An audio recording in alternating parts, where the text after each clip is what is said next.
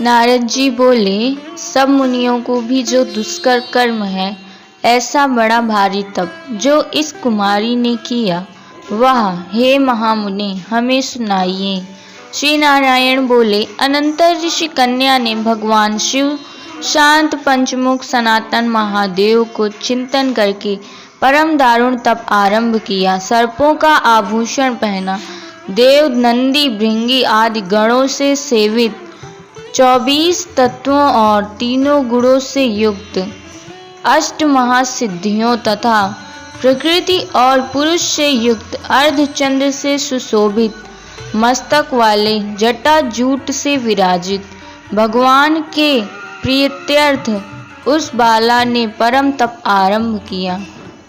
ग्रीष्म ऋतु के सूर्य होने पर पंचाग्नि के बीच में बैठकर, हेमंत और शिशिर ऋतुओं में ठंडे जल में बैठकर, खुले हुए मुख वाली जल में खिले हुए कमल की तरह शोभित होने लगी। सिर के नीचे फैली हुई काली और नीली अलकों से ढकी हुई वह जल में ऐसी मालूम होने लगी जैसे कीचड़ की लता सिवारों के समूह से घिरी हुई हो।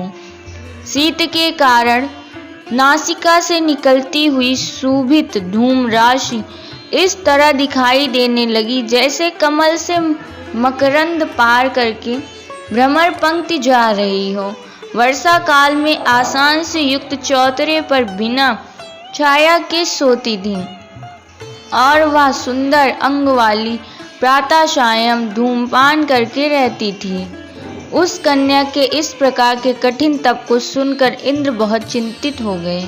सब देवताओं से दुर्दुषा और ऋषियों से स्पृहणीया उस ऋषि कन्या के तप में लगे रहने पर, हे नृपनंदन, हे क्षत्रिय भूषण, 9000 वर्ष व्यतीत हो गए। उस बाला के तप से भगवान शंकर ने प्रसन्न होकर उसे अपना इंद्रियातीत निज स्वरूप दिखलाया।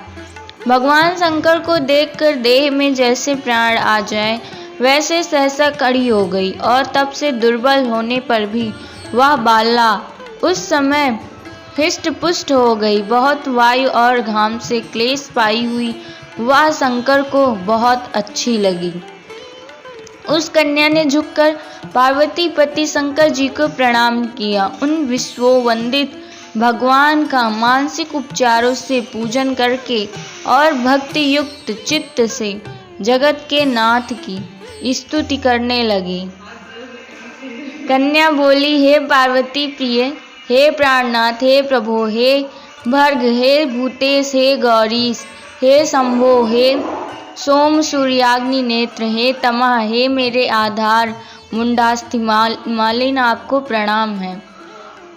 अनेक तापों से व्याप्त है, अंगों में पीड़ा जिसके ऐसा तथा परम घोर संसार रूपी समुद्र में डूबा हुआ दुष्ट सर्पों तथा काल के तीक्ष्ण दांतों से डसा हुआ मनुष्य भी यदि आपकी शरण में आ जाए तो मुक्त हो जाता है।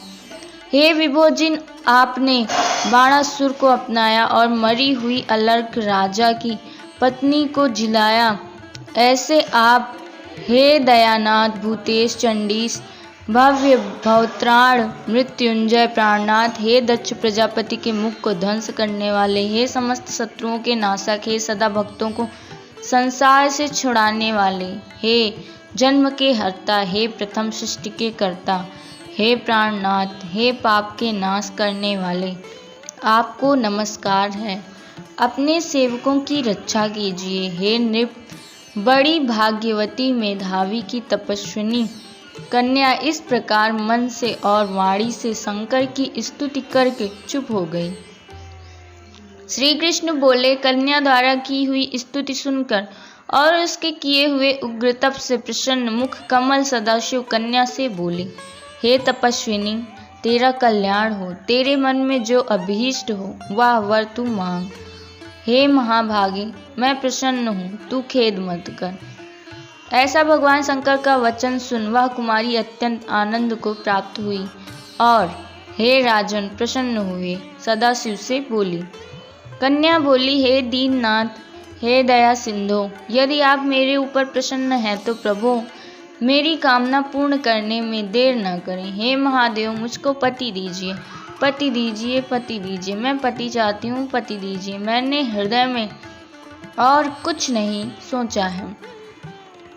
वह ऋषि कन्या इस प्रकार महादेव से कहकर चुप हो गई। तब यह सुनकर महादेव जी उससे बोले। शिव बोले, हे मुनि कन्या, तूने जैसा अपने मुख से कहा है वैसा ही होगा, क्योंकि तूने 5 बार पति मांगा है। अतः हे सुंदरी, तेरे 5 पति होंगे, और वे पांचों वीर, सर्वधर्म, वेत्ता, सज्जन, सत्य पराक्रमी, यज्ञ करने वाले, अपने गुणों से प्रसिद्ध, सत्य प्रसिद्ध, जितेंद्रिय, तेरा मुख देखने वाले, सभी क्षत्रिय और गुणवान होंगे। श्री कृष्ण बोले, ना तो अधिक प्रिय, ना तो अधिक अप्रिय।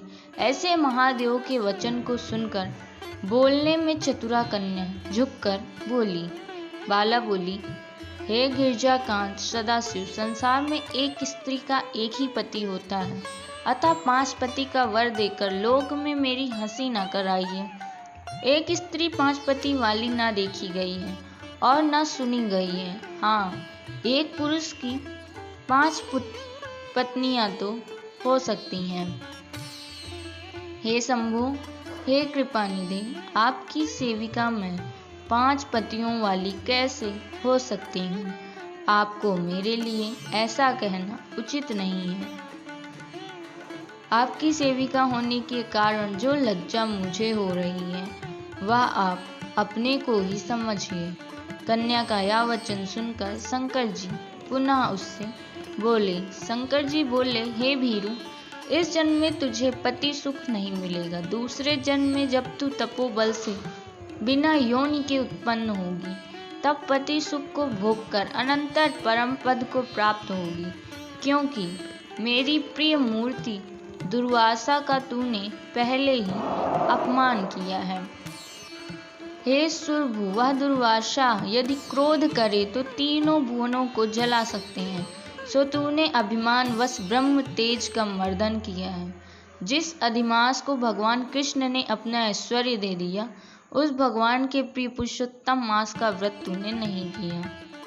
मैं ब्रह्मा आदि से लेकर सब देवता, नारद आदि से लेकर सब तपस्वी जिसकी आज्ञा सदा मानते चले आए हैं, हे बाले, उसकी आज्ञा का कौन उल्लंघन करता है? लोक पूजित पुरुषोत्तम मास की दुर्वासा की आज्ञा से तूने पूजा नहीं की। हे मूढ़े, द्विजात्मजे, इसीलिए तेरे 5 पति होंगे। हे बाले, पुरुषोत्तम के अनादर करने से अब अन्यथा नहीं हो सकता है। जो उस पुरुषोत्तम की निंदा करता है वह रौरव नरक का भागी होता है। पुरुषोत्तम मास का अपमान करने वाले को विपरीत ही फल होता है।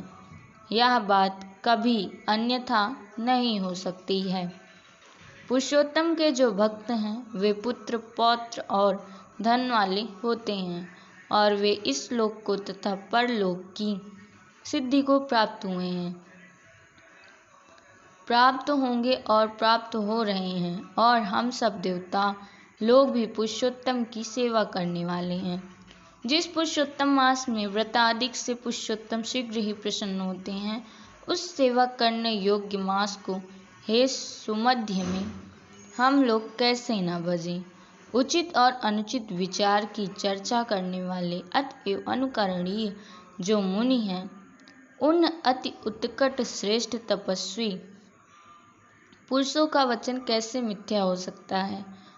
कहो। इस प्रकार कथन करते हुए भगवान नीलकंठ शीघ्र ही अंतर्ध्यान हो गए, और वह बाला युद्ध से भ्रष्ट मृगी की तरह चकित सी हो गई।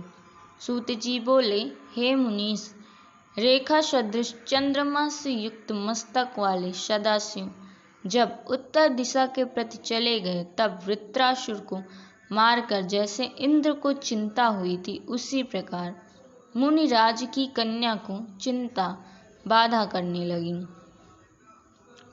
इति श्री बृहन्नारदीये पुरुषोत्तम मास महात्म्ये 11वां अध्याय।